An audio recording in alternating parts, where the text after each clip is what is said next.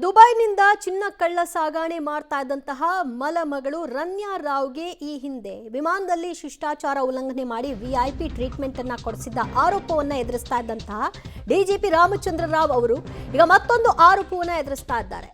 ಕೆಡ್ಡಾಕ್ಕೆ ಬಿದ್ರ ಡಿಜಿಪಿ ರಾಮಚಂದ್ರ ರಾವ್ ರಾಸಲೀಲೆ ಪ್ರಕರಣದಲ್ಲಿ ಸಮವಸ್ತ್ರದಲ್ಲಿದ್ದಾಗಲೇ ರಾಸಲೀಲೆಯಲ್ಲಿ ತೊಡಗಿದಂತಹ ಆರೋಪ ಇದೀಗ ಇವರ ವಿರುದ್ಧ ಇದೆ. ರಾಮಚಂದ್ರ ರಾವ್ ಜೊತೆಯಲ್ಲಿದ್ದಂತಹ ಮಹಿಳೆಯರು ಯಾರು? ವಿಡಿಯೋ ವೈರಲ್ ಮಾಡಿದ್ಯಾರು? ಇದರ ಉದ್ದೇಶ ಏನು?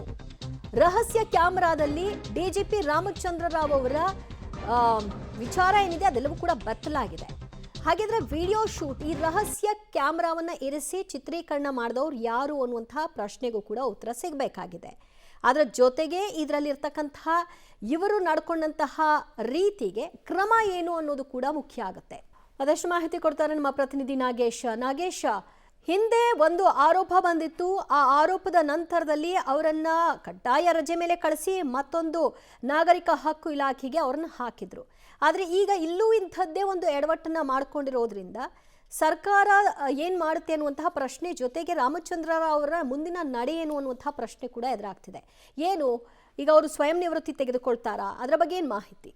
ದಿವ್ಯಾ, ಡಿಜಿಪಿ ರಾಮಚಂದ್ರ ರಾವ್ ಅವರ ವಿಡಿಯೋ, ರಾಸಲೀಲೆಯ ವಿಡಿಯೋ ವೈರಲ್ ಆಗ್ತಾ ಇರುವಂಥ ಸಂಬಂಧಪಟ್ಟಂತೆ ಈಗಾಗಲೇ ಅವರು ಗೃಹ ಸಚಿವರನ್ನು ಕೂಡ ಭೇಟಿ ಮಾಡಿ ಈ ವಿಡಿಯೋ ಬಗ್ಗೆ ಸ್ಪಷ್ಟನೆ ಕೊಡುವಂಥ ಪ್ರಯತ್ನವನ್ನು ಮಾಡಿರುವಂಥದ್ದು. ಆದರೆ ಗೃಹ ಸಚಿವರು ರಾಮಚಂದ್ರ ರಾವ್ ಅವರನ್ನು ಭೇಟಿ ಮಾಡಲಿಕ್ಕೆ ನಿರಾಕರಿಸಿರುವಂಥ ಕಾರಣಕ್ಕಾಗಿ ಅಲ್ಲಿ ಮಾಧ್ಯಮಗಳ ಜೊತೆ ಮಾತನಾಡುವಂಥ ಸಂದರ್ಭದಲ್ಲಿ ಒಂದು ವಿಭಿನ್ನ ಹೇಳಿಕೆಯನ್ನು ಕೊಡುವಂಥ ಕೆಲಸವನ್ನು ರಾಮಚಂದ್ರ ರಾವ್ ಅವರು ಮಾಡಿರುವಂಥದ್ದು. ಆರಂಭದಲ್ಲಿ ಇದು ಫ್ಯಾಬ್ರಿಕೇಟೆಡ್ ವಿಡಿಯೋ ಅನ್ನುವಂಥ ಮಾಹಿತಿಯನ್ನು ಕೊಡುತ್ತಾರೆ. ಅದಾದ ನಂತರ ತುಂಬ ಹಳೆಯದಾದಂಥ ವಿಡಿಯೋ ಅನ್ನುವಂಥ ಎರಡು ರೀತಿಯ ಹೇಳಿಕೆಯನ್ನು ಕೊಡ್ತಿರೋದ್ರಿಂದ ಎಲ್ಲ ಒಂದು ಕಡೆ ಅವರ ಹೇಳಿಕೆಯ ಬಗ್ಗೆ ಸಾಕಷ್ಟು ಅನುಮಾನ ಹುಟ್ಟಿಸುವಂಥ ವ್ಯವಸ್ಥೆ ಆಗ್ತಾ ಇರುವಂಥದ್ದು. ಯಾಕಂದರೆ ಬಹಳ ಪ್ರಮುಖವಾಗಿ ಅವರೇ ಹೇಳುವಂಥ ರೀತಿಯಲ್ಲಿ ಇದು ಫ್ಯಾಬ್ರಿಕೇಟೆಡ್ ವಿಡಿಯೋ ಅಂತ ಒಂದು ಕಡೆ ಹೇಳಿದರೆ, ಮತ್ತೊಂದು ಕಡೆಯಲ್ಲಿ ಇದು ತುಂಬ ಹಳೆಯದಾಗಿರುವಂಥ ವಿಡಿಯೋ ಅನ್ನುವಂಥ ಮಾಹಿತಿಯನ್ನು ಕೊಡುವಂಥ ಕೆಲಸವನ್ನು ಸ್ವತಃ ಡಿಜಿಪಿ ರಾಮಚಂದ್ರ ರಾವ್ ಅವರೇ ಮಾಡ್ತಿರೋದ್ರಿಂದ ಅವರ ಹೇಳಿಕೆ ಬಗ್ಗೆ ಸಾಕಷ್ಟು ಅನುಮಾನಗಳು ಕೂಡ ವ್ಯಕ್ತವಾಗ್ತಾ ಇರುವಂಥದ್ದು. ನಿಜವಾಗ್ಲೂ ಈ ವಿಡಿಯೋನ ಅನ್ನುವಂಥ ಅನುಮಾನಕ್ಕೆ ಅವರ ಹೇಳಿಕೆಗಳೇ ಕಾರಣವಾಗ್ತಿರುವಂಥದ್ದು. ಹಾಗಾಗಿ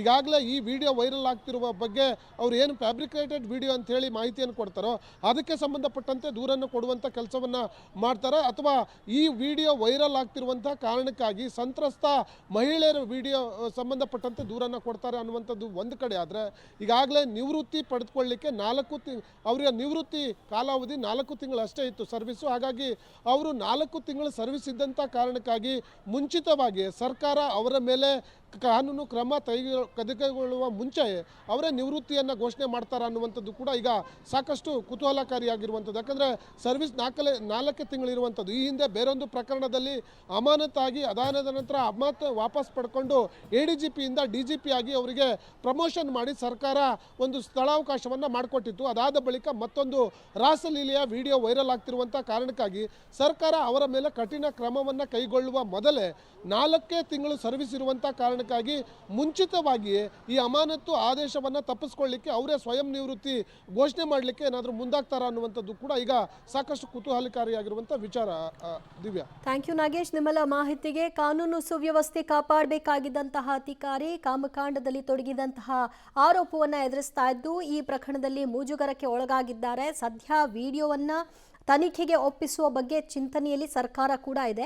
ಈಗ ಪ್ರಾಥಮಿಕ ವರದಿಯನ್ನ ನಿರೀಕ್ಷೆ ಮಾಡ್ತಾ ಇದೆ ಸರ್ಕಾರ. ಆ ಪ್ರಾಥಮಿಕ ವರದಿಯಲ್ಲಿ ಏನು ಬರುತ್ತೆ ಅನ್ನೋದು ಸದ್ಯ ಕಾದು ನೋಡಬೇಕು. 3 ಪ್ರತ್ಯೇಕ ವಿಡಿಯೋಗಳು ಹೊರಗೆ ಬಂದಿದೆ. ಅದು ಅಲ್ಲಿನ ಸಿಬ್ಬಂದಿಗಳ ಅಥವಾ ದೂರು ಕೊಡಲಿಕ್ಕೆ ಬಂದಂತಹ ಸಂತ್ರಸ್ತರ ಅಥವಾ ಇವರನ್ನ ಟ್ರ್ಯಾಪ್ ಮಾಡಿದವರ, ಇದು ಗೊತ್ತಾಗಬೇಕಾಗತ್ತೆ. ಯಾಕಂದರೆ ಆ ವಿಡಿಯೋದಲ್ಲಿ ಆ ಹೆಣ್ಣುಮಕ್ಕಳು ಕೂಡ ಪ್ರತಿರೋಧವನ್ನು ತೋರ್ತಾ ಇಲ್ಲ. At the same time DGP Ramachandra Rao ಯೂನಿಫಾರ್ಮ್ನಲ್ಲಿ ತಮ್ಮ ಕಚೇರಿಯ ಚೇರ್ನಲ್ಲೇ ಕುಳಿತಿರುವ ಹೊತ್ತಲ್ಲಿ ಮಾಡಿರುವಂತಹ ರಾಸಲೀಲೆ